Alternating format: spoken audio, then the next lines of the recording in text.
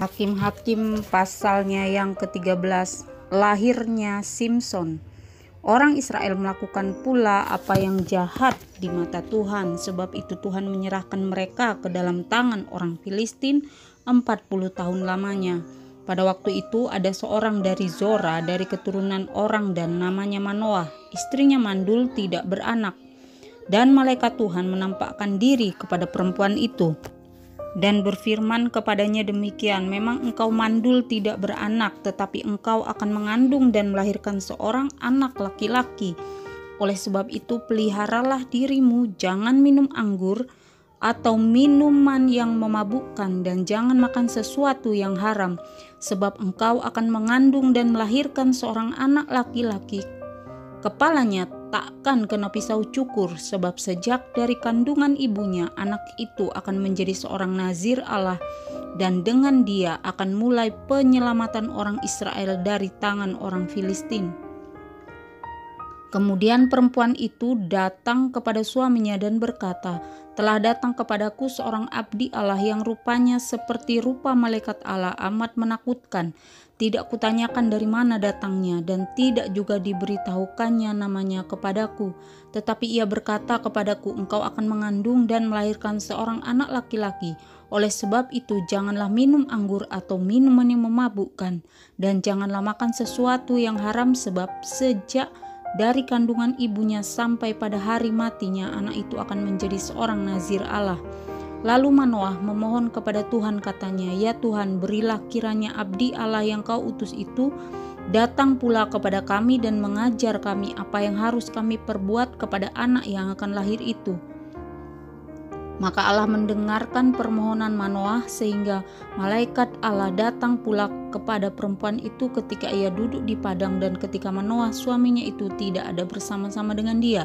Kemudian perempuan itu segera berlari memberitahukan kepada suaminya, katanya kepadanya, orang yang datang kepadaku baru-baru ini menampakkan diri pula kepadaku. Lalu bangunlah Manoah dan mengikuti istrinya. Setelah sampai kepada orang itu, berkatalah ia kepadanya, engkaukah orang yang telah berbicara kepada perempuan ini? Jawabnya, benar. Lalu kata Manoah, dan apabila terjadi yang kau katakan itu, bagaimanakah nanti cara hidup anak itu dan tingkah lakunya? Jawab malaikat itu kepada Manoah, perempuan itu harus memelihara diri terhadap semua yang kukatakan kepadanya. Janganlah ia makan sesuatu yang berasal dari pohon anggur atau minuman yang memabukkan. Tidak boleh diminumnya, dan sesuatu yang haram tidak boleh dimakannya.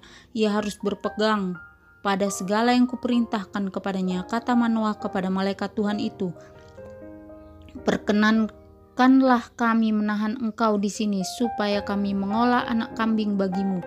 Tetapi jawab malaikat Tuhan itu kepada Manoah, sekalipun engkau menahan aku di sini, hidanganmu itu tidak akan kumakan. Tetapi jika engkau hendak mengolahnya menjadi korban bakaran, persembahkanlah itu kepada Tuhan. Sebab Manoah tidak mengetahui bahwa dia itu malaikat Tuhan. Kemudian berkatalah Manoah kepada malaikat Tuhan itu, siapakah namamu? Sebab apabila terjadi yang kau katakan itu, maka kami hendak memuliakan engkau. Tetapi jawab malaikat Tuhan itu kepadanya, mengapa engkau juga menanyakan namaku? Bukankah nama itu ajaib? Sesudah itu Manoah mengambil seekor anak kambing dan korban sajian, lalu mempersembahkannya kepada Tuhan di atas batu. Lalu diperbuatnya keajaiban sementara Manoah dan istrinya memandanginya. Sedang nyala api itu naik ke langit dari mezbah, maka naiklah malaikat Tuhan dalam nyala api mezbah itu. Kemudian Manoah dan istrinya melihat hal itu, sujudlah mereka dengan mukanya sampai ke tanah. Sejak itu malaikat Tuhan tidak lagi menampakkan diri kepada Manoah dan istrinya, maka tahulah Manoah bahwa dia itu malaikat Tuhan. Berkatalah Manoah kepada istrinya, kita pasti mati sebab kita telah melihat Allah. Tetapi jawab istrinya kepadanya, seandainya Tuhan hendak membunuh kita, maka tidaklah ia menerima korban bakaran dan korban sajian dari tangan kita, dan tidaklah ia memperlihatkan semuanya itu kepada kita, dan tidaklah ia memperdengarkan hal-hal yang demikian kepada kita pada waktu sekarang ini. Lalu perempuan itu melahirkan seorang anak laki-laki dan memberi nama Simson kepadanya. Anak itu menjadi besar dan Tuhan memberkati dia. mulailah hatinya digerakkan oleh roh Tuhan di Mahanedan yang terletak di antara Zora dan Esitaol. Hakim-Hakim 14. Perkawinan Simson dan teka-tekinya. Simson pergi ke Timna dan di situ ia melihat seorang gadis Filistin. Ia pulang dan memberitahukan kepada ayahnya dan ibunya, "Di Timna aku melihat seorang gadis Filistin. Tolong ambillah dia menjadi istriku." Tetapi ayahnya dan ibunya berkata kepadanya, "Tidak adakah di antara anak-anak perempuan sanak saudaramu atau di antara seluruh bangsa kita seorang perempuan, sehingga engkau pergi mengambil istri dari orang Filistin, orang-orang yang tidak bersunat itu?" Tetapi jawab Simson kepada ayahnya, "Ambillah dia bagiku sebab dia kusukai." Tetapi ayahnya dan ibunya tidak tahu bahwa hal itu daripada Tuhan asalnya, sebab memang Simson harus mencari gara-gara terhadap orang Filistin, karena pada masa itu orang Filistin menguasai orang Israel. Lalu pergilah Simson beserta ayahnya dan ibunya ke Timna. Ketika mereka sampai ke kebun-kebun anggur di Timna, maka seekor singa muda mendatangi Simson dengan mengaum. Pada waktu itu berkuasalah roh Tuhan atas dia, sehingga singa itu dicabiknya seperti orang mencabik anak kambing, tanpa apa-apa di tangannya, tetapi tidak diceritakannya kepada ayahnya atau ibunya apa yang dilakukannya itu. Maka pergilah ia ke sana lalu bercakap-cakap dengan perempuan itu, sebab Simson suka kepadanya. Setelah beberapa waktu kembalilah ia ke sana untuk kawin dengan perempuan itu, dan ketika ia menyimpang dari jalan untuk melihat bangkai singa itu, tampaklah ada kawanan lebah pada kerangka singa itu dan juga madu. Dikeruknya madu itu ke dalam tangannya dan sambil memakannya ia berjalan terus. Kemudian pergilah ia kepada ayahnya dan ibunya dan memberikannya juga kepada mereka, lalu mereka memakannya. Tetapi tidak diceritakannya kepada mereka bahwa madu itu dikeruknya dari kerangka singa. Setelah ayahnya pergi kepada perempuan itu, Simson mengadakan perjamuan di sana, sebab demikianlah biasanya dilakukan orang-orang muda. Ketika mereka melihat dia, dipilihlah 30 orang kawan untuk menemani dia. Kata Simson kepada mereka, "Aku mau mengatakan sesuatu teka-teki kepada kamu. Jika kamu dapat memberi jawab yang tepat kepadaku dalam 7 hari selama perjamuan ini berlangsung dan menebaknya, maka aku akan memberikan kepadamu 30 pakaian lenan dan 30 pakaian kebesaran. Tetapi jika kamu tidak dapat memberi jawabnya kepadaku, maka kamulah yang harus memberikan 30 pakaian dalam dan 30 pakaian kebesaran kepadaku." Kata mereka kepadanya, "Katakanlah teka-tekimu itu supaya kami dengar." Lalu katanya kepada mereka, "Dari yang makan keluar makanan, dari yang kuat keluar manisan." Ada 3 hari lamanya mereka tidak dapat memberi jawab teka-teki itu. Pada hari ke-7 berkatalah mereka kepada istri Simson, "Bujuklah suamimu supaya diberitahukannya kepada kami jawab teka-teki itu. Kalau tidak, kami akan membakar engkau beserta seisi rumah ayahmu. Apakah engkau mengundang kami untuk membuat kami menjadi miskin? Tidak, bukan?" Lalu menangislah istri Simson itu sambil memeluk Simson, katanya, "Engkau benci saja kepadaku dan tidak cinta kepadaku. Suatu teka-teki kau katakan kepada orang-orang sebangsaku, tetapi jawabnya tidak kau beritahukan kepadaku." Sahutnya kepadanya, "Sedangkan kepada ayahku dan ibuku tidak ku beritahukan, masakan kepada engkau akan ku beritahukan?" Tetapi istrinya itu menangis di sampingnya sambil selamat. Ke-7 hari mereka mengadakan perjamuan itu. Pada hari yang ke-7 diberitahukannya lah kepadanya karena ia merengek-rengek kepadanya. Kemudian perempuan itu memberitahukan jawab teka-teki itu kepada orang-orang sebangsanya. Lalu pada hari yang ke-7 itu, sebelum matahari terbenam, berkatalah orang kota itu kepadanya, "Apakah yang lebih manis daripada madu? Apakah yang lebih kuat daripada singa?" Sautnya kepada mereka, "Kalau kamu tidak membajak dengan lembu betinaku, pasti kamu tidak menebak teka-tekiku." Maka berkuasalah roh Tuhan atas dia. Lalu pergilah ia ke Askelon dan dibunuhnya 30 orang di sana. Diambilnya pakaian mereka dan diberikannya pakaian-pakaian kebesaran itu kepada orang-orang yang dapat memberi jawab teka-teki itu. Tetapi amarahnya masih juga bernyala-nyala. Lalu pulanglah ia ke rumah ayahnya, maka diberikanlah istri Simson itu kepada kawannya bekas pengiringnya. Hakim-Hakim pasalnya yang ke-15. Simson melawan orang Filistin. Beberapa waktu kemudian dalam musim menuai gandum, pergilah Simson mengunjungi istrinya dengan membawa seekor anak kambing serta berkata, "Aku mau ke kamar mendapatkan istriku." Tetapi ayah perempuan itu tidak membiarkan dia masuk. Kata ayah perempuan itu, "Aku telah menyangka bahwa engkau benci sama sekali kepadanya, sebab itu aku memberikannya kepada kawanku. Bukankah adiknya lebih cantik daripadanya? Baiklah, kau ambil itu bagimu sebagai gantinya." Lalu kata Simson kepadanya, "Sekali ini aku tidak bersalah terhadap orang Filistin. Apabila aku mendatangkan celaka kepada mereka, maka pergilah Simson, ditangkapnya 300 anjing hutan, diambilnya obor, diikatnya ekor dengan ekor, dan ditaruhnya sebuah obor di antara tiap-tiap 2 ekor.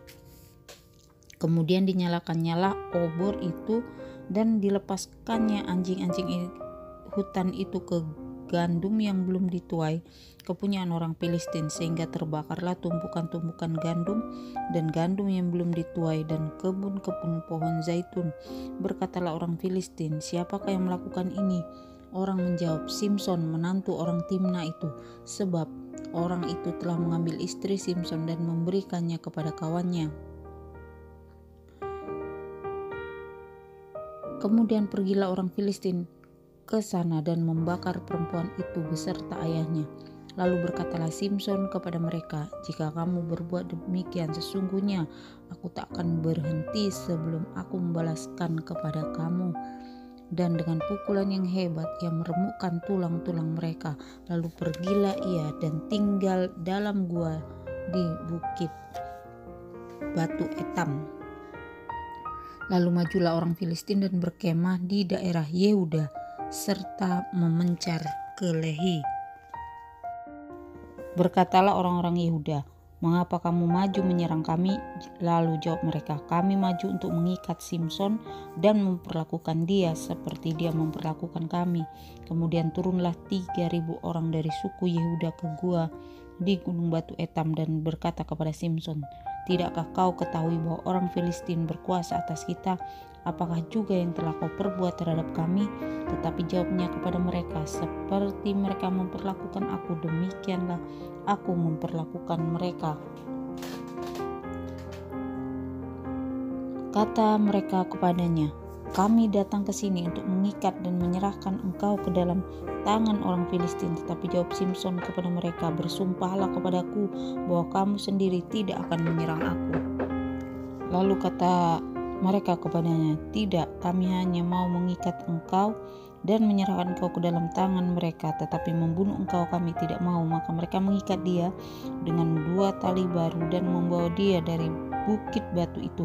Setelah ia sampai ke Lehi dan orang-orang Filistin mendatangi dia dengan bersorak-sorak, maka berkuasalah roh Tuhan atas dia, dan tali-tali pada tangannya menjadi seperti batang rami yang telah habis dimakan api, dan segala pengikatnya hancur tanggal dari tangannya.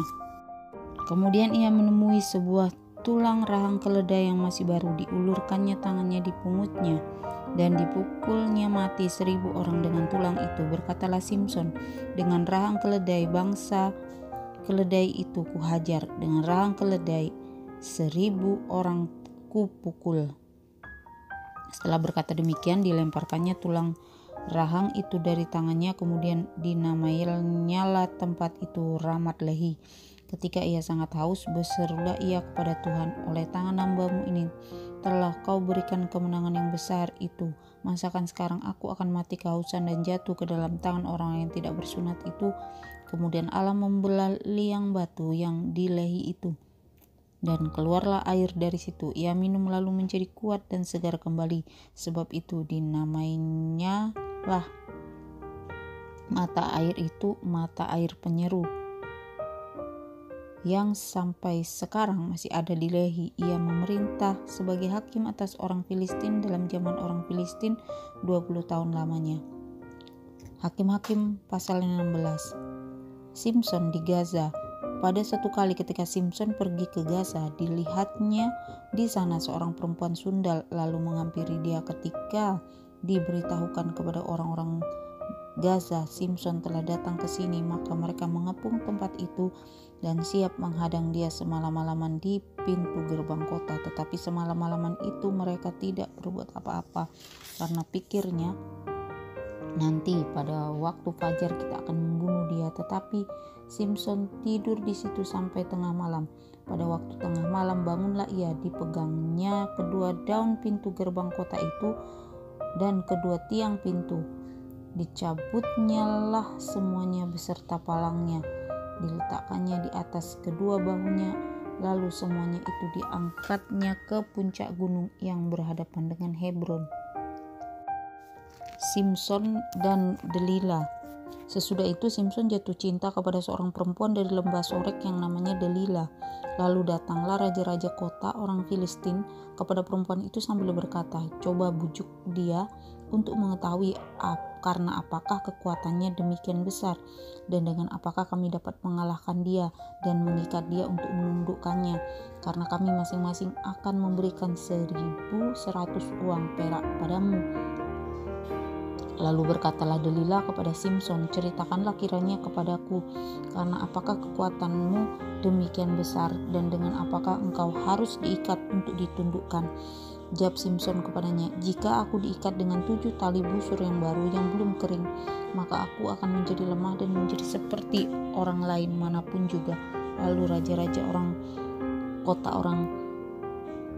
Filistin membawa 7 tali busur yang baru yang belum kering kepada perempuan itu, dan ia mengikat Simson dengan tali-tali itu. Sedang di kamarnya ada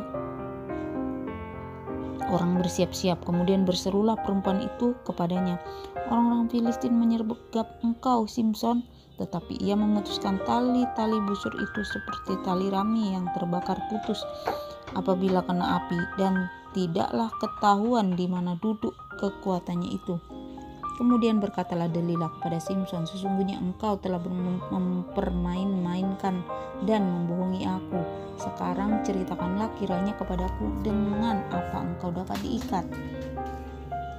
Jawabnya kepadanya, "Jika aku diikat erat-erat dengan tali baru yang belum terpakai untuk pekerjaan apapun, maka aku akan menjadi lemah dan menjadi seperti orang lain manapun juga." Kemudian Delila mengambil tali baru, diikatnyalah dia dengan tali-tali itu dan berseru kepadanya, "Orang-orang Filistin menyergap engkau, Simson." Di kamar ada orang bersiap-siap, tetapi tali-tali itu diputuskannya tanggal dari tangannya seperti benang saja. Berkatalah Delila kepada Simson, "Sampai sekarang engkau telah mempermain-mainkan dan membohongi aku. Ceritakanlah kepadaku, dengan apakah engkau dapat diikat?" Jawabnya kepadanya, "Kalau engkau menenun ke7 rambut jalinku bersama-sama dengan lungsin, lalu mengokohkannya dengan patok, maka aku akan menjadi lemah dan menjadi seperti orang lain manapun juga." Kemudian perempuan itu mengokohkan lagi tenunan itu dengan patok. Lalu berserulah ia kepadanya, "Orang-orang Filistin menyergap engkau, Simson." Tetapi ketika ia terjaga dari tidurnya, disentaknya lepas patok tenunan dan lungsin itu.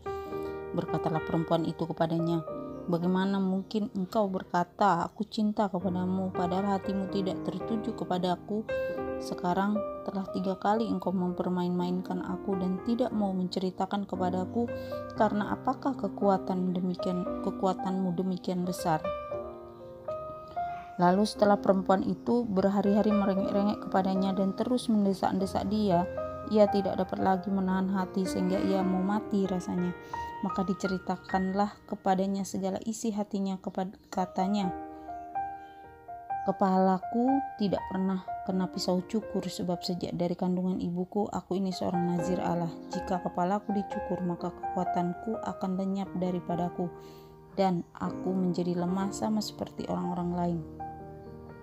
Ketika dilihat Delila bahwa segala isi hatinya telah diceritakannya kepadanya, disuruhnyalah memanggil raja-raja kota orang Filistin. Katanya, "Sekali ini lagi datanglah kemari, sebab ia telah menceritakan segala isi hatinya kepadaku." Lalu datanglah raja-raja kota orang Filistin itu kepadanya sambil membawa uang itu. Sesudah itu dibujuknya Simson tidur di pangkuannya, lalu dipanggilnya seorang dan disuruhnya mencukur ketujuh rambut jalinnya, sehingga mulailah Simson ditundukkan oleh perempuan itu sebab kekuatannya telah lenyap daripadanya. Lalu berserulah perempuan itu, "Orang Filistin menyergap engkau, Simson." Maka terjagalah ia dari tidurnya serta katanya, "Seperti yang sudah-sudah, aku akan bebas dan akan meronta lepas." Tetapi tidaklah diketahuinya bahwa Tuhan telah meninggalkan dia. Orang Filistin itu menangkap dia, mencungkil kedua matanya dan membawanya ke Gaza. Di situ ia dibelenggu dengan 2 rantai tembaga, dan pekerjaannya di penjara ialah menggiling. Tetapi rambutnya mulai tumbuh pula sesudah dicukur. Hakim-Hakim pasal 16 ayat 23-31. Simson mati. Sesudah itu berkumpullah raja-raja orang Filistin untuk mengadakan perayaan korban sembelihan yang besar kepada Dagon Allah mereka, dan untuk bersukaria. Kata mereka, "Telah diserahkan oleh Allah kita ke dalam tangan kita, Simson musuh kita." Dan ketika orang banyak melihat Simson, mereka memuji Allah mereka sambil berseru, "Telah diserahkan oleh Allah kita ke dalam tangan kita musuh kita, perusak tanah kita, dan yang membunuh banyak teman kita." Ketika hati mereka riang gembira, berkatalah mereka, "Panggillah Simson untuk melawak bagi kita." Simson dipanggil dari penjara, lalu ia melawak di depan mereka. Kemudian mereka menyuruh dia berdiri di antara tiang-tiang. Berkatalah Simson kepada anak yang menuntun dia, "Lepaskan aku dan biarkanlah aku meraba-raba tiang-tiang penyangga rumah ini, supaya aku dapat bersandar padanya." Adapun gedung itu penuh dengan laki-laki dan perempuan, segala raja kota orang Filistin ada di sana, dan di atas sotoh ada kira-kira 3.000 orang laki-laki dan perempuan yang menonton lawak Simson itu. Berserulah Simson kepada Tuhan, katanya, "Ya Tuhan Allah, ingatlah kiranya kepadaku dan buatlah aku kuat sekali ini saja ya Allah, supaya dengan satu pembalasan juga kubalaskan kedua mataku itu kepada orang Filistin." Kemudian Simson merangkul kedua tiang yang paling tengah penyangga rumah itu, lalu bertopang pada tiang yang satu dengan tangan kanannya dan kepada tiang yang lain dengan tangan kirinya. Berkatalah Simson, "Biarlah kiranya aku mati bersama-sama orang Filistin ini." Lalu membungkuklah ia sekuat-kuatnya, maka rubuhlah rumah itu menimpa raja-raja kota itu dan seluruh orang banyak yang ada di dalamnya. Yang mati dibunuhnya pada waktu matinya itu lebih banyak daripada yang dibunuhnya pada waktu hidupnya. Sesudah itu datanglah ke sana saudara-saudaranya dan seluruh keluarganya. Mereka mengangkat dia dan membawanya dari sana, lalu menguburkannya di antara Zora dan Esitaol ke dalam kubur Manoah ayahnya. Dia memerintah sebagai hakim atas orang Israel 20 tahun lamanya.